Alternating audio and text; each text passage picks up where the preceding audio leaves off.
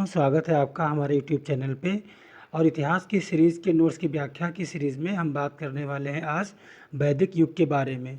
तो वैदिक युग के बारे में सबसे पहले बात करने से पहले हम उसकी जो समय सारणी है उसको देख लेते हैं। तो आप जैसा कि देख पा रहे हैं स्क्रीन में, तो इसमें मेन चीज़ क्या है कि जो समय है वो आपका इसका स्टार्ट होता है 1520 BCE, मतलब 1500 ईसा पूर्व से 600 ईसा पूर्व तक। ठीक है, तो ये आपका एक तरीके से वैदिक युग का टाइम है, जो कह सकते हैं 1500 से 600 ईसा पूर्व तक है। और इस बीच में इसको हम बांटते हैं दो भागों में। ठीक है, जो ऋग्वैदिक पीरियड है या जो वैदिक युग है उसको एक को हम बांटते हैं पूर्व ऋग्वैदिक काल और पूर्वोत्तर ऋग्वैदिक काल, मतलब बाद का ऋग्वैदिक काल और पहले का वैदिक युग। तो ये दो तरीके से हो गया, पूर्व वैदिक युग और उत्तर वैदिक युग, या अर्ली वैदिक पीरियड या लेटर वैदिक पीरियड। ठीक है, इसे ऋग्वैदिक पीरियड भी बोलते हैं। ये आपको चीज़ ध्यान में रखना है क्योंकि ज़्यादातर जो चीज़ें यहाँ पे ऋग्वेद पे डिपेंड करती हैं। अब यहाँ पे हम बात करते हैं कि एक तरीके से ये जो चीज़ें हैं, और वैदिक युग की अगर हम बात करें तो इसमें जो बर्तन थे, जो मृदभांड थे, तो मृदभांड किस प्रकार के मिले यहाँ पे आपका, से ब्लैक एंड रेड। जैसे आपने देखा कि बर्तन लाल थे और उस पर उसके ऊपर काली डिजाइन थी। और यहाँ पर क्या है कि पेंटेड ग्रे वेयर, यही था कि जो पूर्वोत्तर या जो पूर्व वैदिक युग था उसमें ब्लैक एंड रेड जो मृदभांड थे वो मिले थे। और उसके बाद क्या था कि जो बाद का वैदिक पीरियड है, जो बाद का ऋग्वैदिक पीरियड है, उसमें PGW मतलब पेंटेड ग्रे वेयर, एक तरीके से जो गुलाबी कलर के या ग्रे कलर के बर्तन पेंट किए मिलना शुरू हो गए। जिसे हम एक तरीके से कह सकते हैं कि स्लेटी कलर के बर्तन मिलना शुरू हुए थे बाद के वैदिक युग में।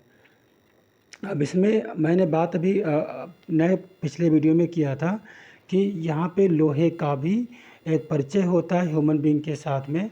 तो वो कब हुआ था, हज़ार में यहाँ पे हज़ार में लोहा का परिचय होता है।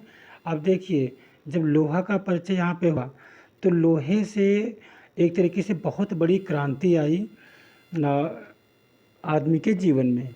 तो उस जैसे अभी आपके पास लोहा हो गया, तो लोहे से क्या हुआ, लोहे में बहुत बहुत सारे जो है इम्प्लीमेंट किए गए, जिसमें से कुछ सेना के हथियार बनाए गए, मिलिट्री टूल बनाए गए, जो युद्ध में काम आते थे, किसी जमीन कब्जा करने में काम आते थे। बहुत तरीके के आर्मी टूल बनाए गए, उनसे तलवारें बनाई गई, उनसे हथियार बनाए गए जिनसे जंगल की सफाई हो सके। तो इन्होंने बहुत सारे जंगल की सफाई शुरू की। ठीक है, और ये इन्होंने खेती को एक तरीके से लाने में सक्षम हुए। और यहीं पे इन्होंने लोहा का हो गया था तो खेत की जुताई के लिए हल भी बनाए। ठीक है, लोहे का यहाँ प्रयोग आने से एक तरीके से बहुत बड़ी क्रांति आई थी। तो इस डेट को जो 1000 है ईसा पूर्व है, इसको हम नहीं भूलेंगे। और 1000 ईसा पूर्व क्या हुआ था कि एक तरीके से जो उथल पुथल हुआ था आदमी के जीवन में, वही कहलाया उत्तर वैदिक पीरियड। ठीक है, उत्तर वैदिक युग। अब साक्ष्यों के साथ लिखित साक्ष्य मिलना शुरू हो गए थे। अब यहीं से अपने इतिहास में, अपने भारतवर्ष के इतिहास में एक चीज़ आती है कि इसके पहले जितने भी साक्ष्य मिल रहे थे वो लिखित साक्ष्य नहीं थे, या जो भी मिल रहे थे उन्हें हम पढ़ नहीं पाए। बट यहाँ के जो ऐसे साक्ष्य मिल रहे थे जिनको हम पढ़ के समझ सकते थे कि हमारे पूर्वजों ने क्या लिखा है। तो यहाँ से जो लिखित साक्ष्य मिलना स्टार्ट हुए और वैदिक युग के साहित्य को श्रुत साहित्य कहा गया।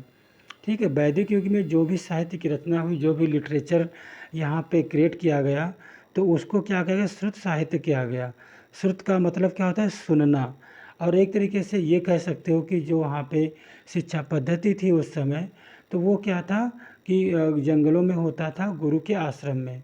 और गुरु जो भी चीज़ें बताते थे शिष्य उनको कंठस्थ करते थे। तो एक तरीके से जो ज्ञान सुन के किया गया हो वो क्या है, वो शुद्ध साहित्य होता है। ठीक है।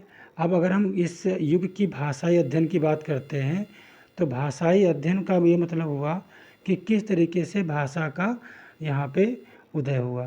तो सबसे पहले हम जब बात करते हैं कि इंडो यूरोपियन लोग ही हैं जो मतलब यहाँ पे इंडिया में आए। अब इंडो यूरोपियन लोग जो थे वो चारागाह की तलाश में लोगों का समूह चला गया पश्चिम साइड में, जो एक तरीके से यूरोपियन जो आज के लोग रहते हैं वो हैं। और फिर एक लोग लगभग मिडिल ईस्ट में गया था, तो वो लोग जैसे आपका जो ईरान के लोग हैं वो हैं।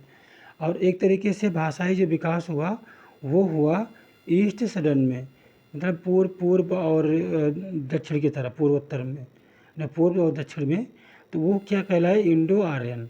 जो हमारे भारत में जो भाषा चल रही है वो जो उसका जो रिसोर्सेज है वो यहीं से है। ठीक है। तो ये एक तरीके से ये हमारा भाषा का संचार का एक मैप है कि किस तरीके से हमारे यहाँ भाषाओं का विकास हुआ है। और ये आप जानते हैं कि जो भाषाओं का अध्ययन होता है उसे हम क्या कहते हैं, तो भाषाओं के अध्ययन को हम कहते हैं फिलोलॉजिकल स्टडी, फिलियोलॉजी। अब यहाँ पे जो स्रोत है इसके तो क्या है, आर्कियोलॉजिकल है और लिटरेसी है, ये चीज़ें यहाँ पे मिली। और वेदों की रचना भी यहीं पे हुई थी, तो जिसे हम वेद